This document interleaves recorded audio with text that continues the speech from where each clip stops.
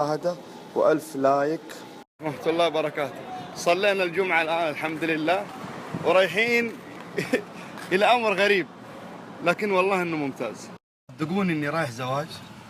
عندنا جيران لنا من ولا أقول لكم ما أبغى أحرق عليكم الفيلم دحين تشوفون.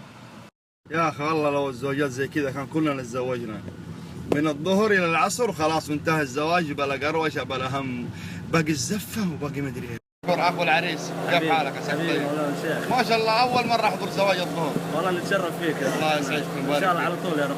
والله عادة من أجدادنا، عرفت؟ ما محافظين عليها. محافظين عليها. والله صراحة لو الزوجات كلها بالسهولة هذه كان كلنا تزوجنا من زمان. الحمد لله. حبايبنا وجيراننا واصحابنا شادية عادتهم كذا هنا، شادية عندنا في جدة صلاة الظهر والزواج يبدأ إلى العصر وانتهى الموضوع. علي كركديه تقدمونه للضيوف. الله يبارك لكم ويديم افراحكم يا علي، قول امين.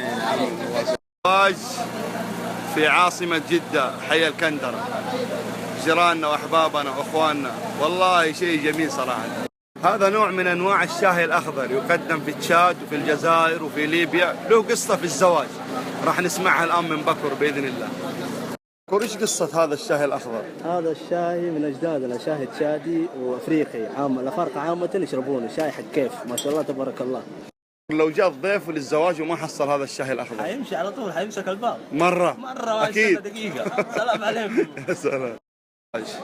ألفة وبساطة وسلاسة وسهولة وأريحية وسعادة في القلوب، الدنيا تأخذ كذا.